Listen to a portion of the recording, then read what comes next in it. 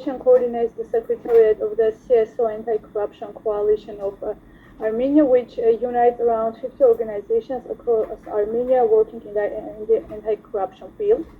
And first and foremost, I would like to express my gratitude for this opportunity to share our experiences during the 29th ACN steering group meeting.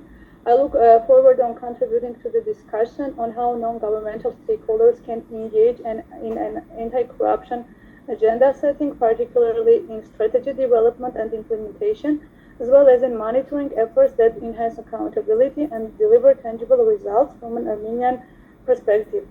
Allow me to outline some key steps in our journey.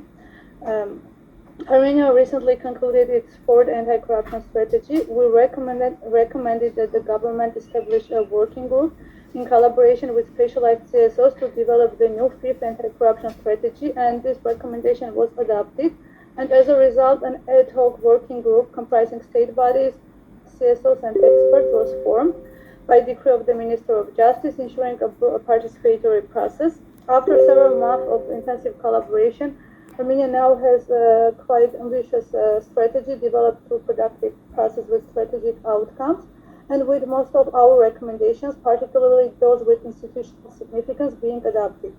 I would like to emphasize that many of our suggestions developed under the EU for Integrity's open government grant were derived from international best practices, namely OECD standards under the fifth round of monitoring of ASEAN Istanbul Anti-Corruption Plan, focusing on areas such as whistleblower protection, conflict of interest, and business integrity.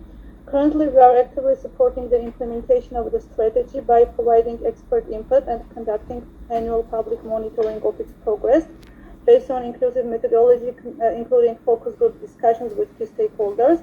This approach allows the government to receive an alternative evaluation of the strategy from civil society and public perspectives, using both quantitative and qualitative indicators, and to take into consideration these challenges and recommendations highlighted through the monitoring process.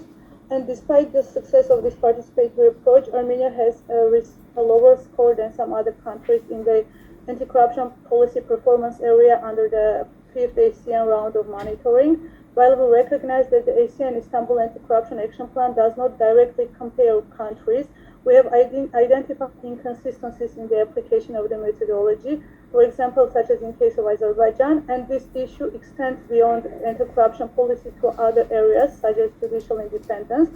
Specifically, the weight given to NGO contributions in determining final scores appears to vary across countries, and therefore, taking this opportunity, we kindly recommend a thorough review of the methodology to ensure a more consistent approach, namely in cases where NGOs are unable to contribute for a particular performance area. We believe that this should be treated as a red flag and appropriately reflected in the final score.